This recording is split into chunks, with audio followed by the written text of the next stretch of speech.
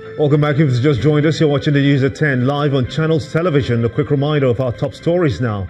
Suspected members of the Boko Haram terrorist group killed no less than 10 persons in an attack on several villages near Maiduguri, the Borno state capital. United States government condemns killing resulting from clashes between Nigerian security forces and members of the Islamic movement of Nigeria in areas surrounding Abuja. And President Buhari says economy is performing well, promises his administration will make it even better as he receives letters of credence from 4 new ambassadors. And divers recover black box flight data recorder of the crashed Lyon Air flight jet JT610 off the coast of Indonesia.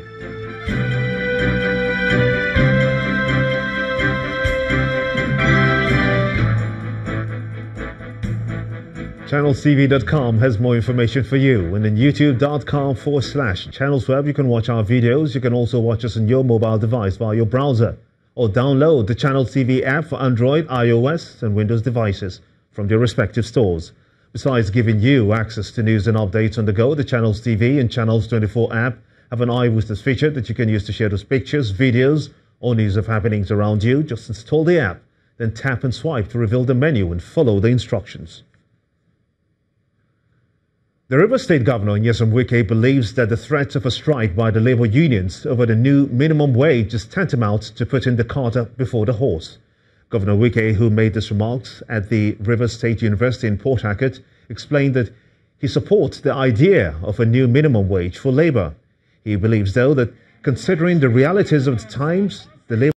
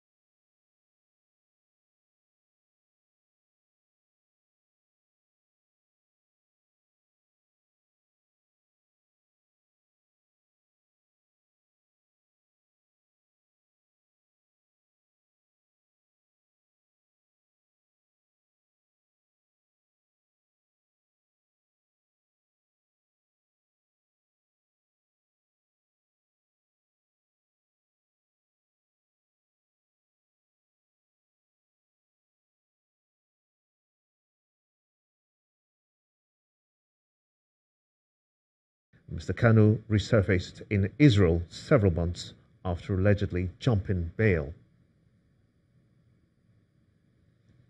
You're watching the news at 10 on Channels Television, reaching you live from Lagos. Let's quickly cross over to our Abuja studios now, where Ibrahim Adre is standing by to take us through a couple of more stories. Ibrahim.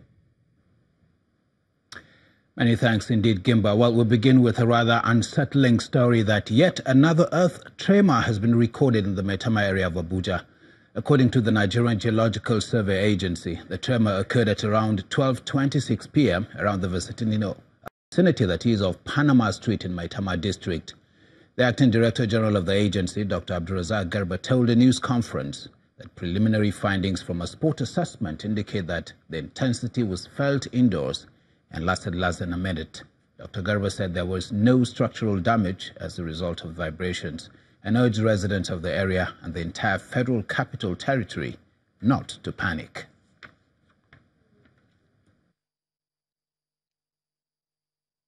Our preliminary findings from the investigation conducted indicated that the tremor occurred around 12:26 p.m.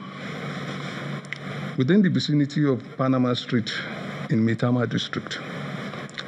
After field assessment, the NGSA determined that the intensity is in the neighborhood of about 3.0 on Mercalli intensity scale, which suggests that it is felt only indoors with windows shaking and lasted about 1 minute. Further inspections by the team dispatch revealed that there is no structural damage in the area as a result of the shake. Hence, NEMA was adequately briefed by the NGSA team on the spot. The residents were also consequently reassured that there was no cause for panic. The NGSA team are still conducting further assessment within the area, and we continue to update the public on any further development as a result of this. Denied allegations that it is operating a $3.5 billion subsidy account. The group managing director of the corporation refuted the claim before the Senate Echo committee investigating the allegations. He, however, told the committee that a $1.05 billion fund is being operated to cover under-recoveries incurred by the corporation. Our correspondent Larry Lasisi has this report.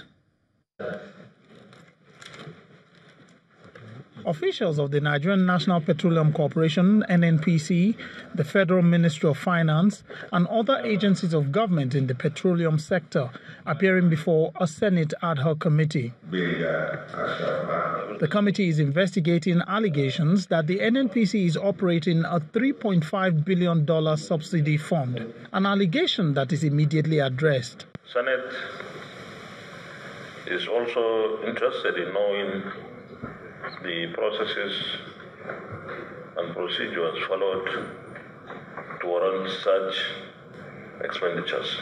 That NNPC does not operate any $3.5 billion petroleum subsidy funds. He explains that the agency had to address the energy needs of the country alone, and this led to under-recoveries. And the recoveries arising from these differentials between the 145 naira per liter and the higher open market price of the imported PMS. Thus, the NNPC is utilizing $1.05 billion from the LNG and LNG dividends fund to finance the additional PMS requirements in augmenting the DSDP supply. Some of the senators seek to know if these under-recoveries are not in fact subsidies. Well, there is no subsidy because even for public is what the National Assembly has said. The National Assembly said there is no subsidy in the Appropriation Act. So public cannot call it subsidy. these are under recoveries because it's not been provided for. But what is provided in the Appropriation Act is the revenue of oil less of cost. He also gives an overview of the present state of sufficiency of premium motor spirit in the country. NNPC has 1.9 billion liters of PMS in stock that will last us 39 days sufficiency. And our plan is to ensure that we have 45 days fuel sufficiency by the end of December and maintain that through the election periods. The lawmakers are expected to report their findings and recommendations to the Senate for consideration. Lanre Lasese, Channels Television News. Now to Edo State, where some staff of the Benin Electricity Distribution Company, BEDC, have picketed the headquarters of the company, insisting they have had enough of what they termed unfair policies of the company in the past few years. The workers under the aegis of the National Union of Electricity Workers were also joined by members of the Edo Civil Society Group. They are standing against government extension of the company's operating license following claims of poor delivery service. Our correspondent Jessica Ologbosere has that report. Captivating signs line the fence around the Benin Electricity Distribution Company BEDC office at Akpakpava Road in the Edo State capital, Benin City. But the scene on the streets leading to the company's main entrance is even more intriguing. The National Union of Electricity Employees picketing the company bars workers from entering the premises. The union members have a long list of grievances against the company's management. Since they have taken over 5 years ago, no promotion. Yes. No promotion. No increment. And half salary for about 32 for 3 years. For 3 years. That's about 36 months. That's what you call social dialogue. We have engaged them in doing that because they don't have respect for rule of law. So they have ignored all entities to change things for better. And so what do you expect? And we have come here with papers. We are not carrying guns. We are not carrying anything to come and protest here. And for the whole world to know, and even the communities to know that even the workers are not happy with the policies of the company. While the staff continue their demonstration, another group of protesters approaches. This body, the Edo Civil Society Organization, is determined to see an end to the company's alleged unfair practices.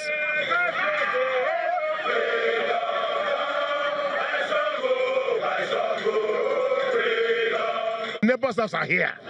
They've shut down the power, the system. In the first state, NKTC is totally shut down. Ondo is totally shut down. But Delta is shut down. Edo is shut down. You are in Edo.